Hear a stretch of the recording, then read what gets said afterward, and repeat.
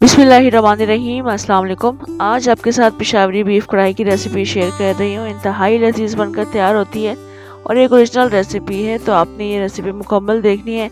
अच्छी लगी लाइक करना है, शेयर करना है, कमेंट ज़रूर करना है।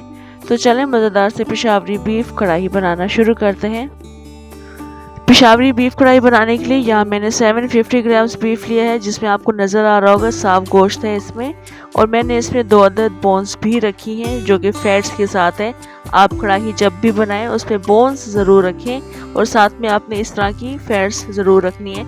ये नरम वाली फैट्स हैं, ये इसको रिवाज भी कहा जाता है, तो ये ज़रूर होनी चाहिए कढ़ाई में, क्योंकि इसकी वजह से जो कढ़ाई है बहुत ज़्यादा जूसी और मज़ेदार बनती है।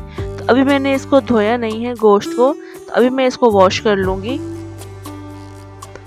यहाँ पर गोश्त को मैंने वॉश कर लिया है। अब हम कुकिंग स्टार्ट करेंगे। कढ़ाई में मैंने हाफ कप ऑयल ऐड किया है, क्योंकि मैंने जो कढ़ाई जिस गोश्त की बना रही है उस पर फैट्स हैं, तो फिर फैट्स ज़्यादा हो जाता है, यानी चिकनाई ज़्यादा हो जाती है, तो आप ऑयल कम यूज़ किया करें। इसमें मैंने 2 मीडियम साइज़ की प्याज को बारीक काट कर शामिल कर दिया है। मिक्स कर लेंगे प्याज को और हमने इस प्याज को सिर्फ नरम करना है, यानी 3-4 मिनट के लिए कुक करना है। इस प्याज को आपने हल्का सुनहरा भी नहीं करना है, बस इस तरह से आप देख सकते हैं प्याज की कंडीशन हो जाएगी। तो उसके बाद अदरक और लहसुन का पेस्ट ऐड कर देंगे। 1 टेबल स्पून मैं दोनों चीज़ें शामिल कर रही हूँ। मिक्स कर लेंगे, 1 से 2 मिनट के लिए कुक करेंगे। उसके बाद हम गोश्त शामिल कर देंगे।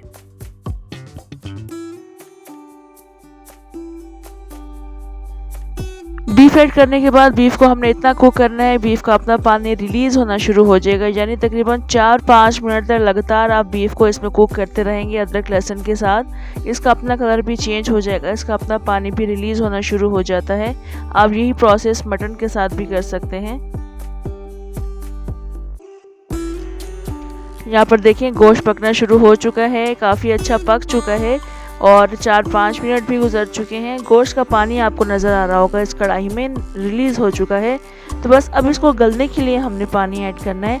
यहाँ पे मैं तकरीबन 1.5 से 2 गिलास पानी ऐड करूँगी। बिलफर्ज पानी कम रह जाता है तो मज़ीद पानी डालकर आप इस गोश्त को गला सकते हैं। और अगर आप चाहते हैं कि ये प्रोसेस आपने कुकर में करना है, तो आप बीफ और मटन के साथ यही प्रोसेस कुकर में करके गोश्त को जल्दी गला सकते हैं। इस वक्त तकरीबन 45 मिनट्स गुजर चुके हैं। गोश्त काफ़ी जल्दी और अच्छा गल चुका है। बस आपने इस गोश्त को 95% तक गलाना है। थोड़ी सी आपने इसमें कसर ज़रूर छोड़नी है, क्योंकि अभी हमने इसमें टमाटर शामिल करने हैं। टमाटर के साथ भी हमने भुनाई करनी है। इन टमाटरों का छिलका मैंने उतार दिया है ताकि बाद में हमें कोई प्रॉब्लम ना हो। छिलका उतारने के बाद मैंने इनको छोटे पीसेस में कट कर लिया है। इसको अच्छे से मिक्स करेंगे। और ये जो टमाटर मैंने ऐड किए हैं, ये 3 बड़े साइज़ के टमाटर हैं। अब हम इसमें अपने टेस्ट के अकॉर्डिंग नमक शामिल करेंगे। 1.5 टीस्पून लाल मिर्च का पाउडर ऐड कर रही हूँ मैं इसमें 1 टीस्पून। इसके अलावा कुटी हुई लाल मिर्चें शामिल करूँगी इसमें 2 टीस्पून।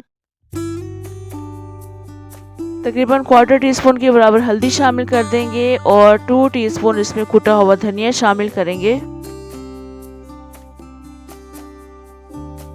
और 2 टीस्पून हम इसमें ज़ीरा पाउडर शामिल करेंगे। इसके बाद इसको अच्छे तरीके से मिक्स करेंगे। मिक्स करने के बाद इसको ढककर रख देंगे तकरीबन 4-5 मिनट के लिए, ताकि इसमें टमाटर नरम हो जाएं।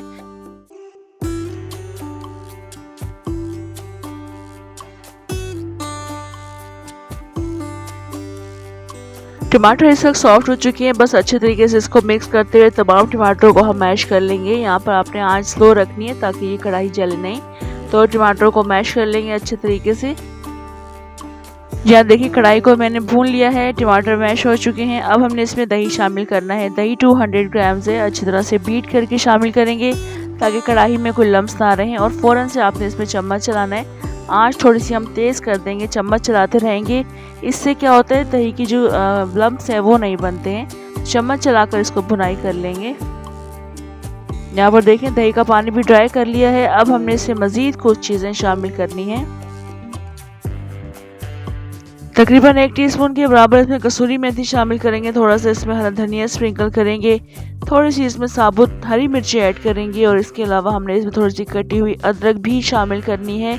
मिक्स कर लेंगे। उसके बाद हमने इसमें तकरीबन 1/2 टीस्पून के बराबर पिसा हुआ गरम मसाला ऐड करना है। ये ऐड करने के बाद इन मसालों के साथ, इन चीज़ों के साथ हमने इसको 1 से 2 मिनट के लिए कुक करना है। और बिल्कुल लास्ट में कुटी हुई काली मिर्ची शामिल करनी है, तकरीबन 1 टेबल स्पून के बराबर है।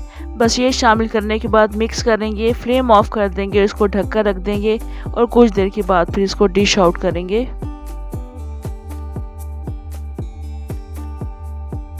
पेशावरी बीफ कढ़ाई की ये रेसिपी बहुत ज़्यादा लजीज बनकर तैयार होती है। एक ओरिजिनल मज़ेदार सी रेसिपी है। आप ये रेसिपी मटन में भी बना सकते हैं और बहुत मज़े की बनती है। ज़रूर ट्राई करनी है। बकरा ईद स्पेशल है और दावत स्पेशल रेसिपी है। ट्राई कीजिएगा, कमेंट ज़रूर कीजिएगा, लाइक और शेयर करना भी मत भूलिएगा। मुझे दें इजाज़त, इंशाल्लाह दोबारा आऊँगी अच्छी सी मज़ेदार सी रेसिपी के साथ। अल्लाह हाफिज़।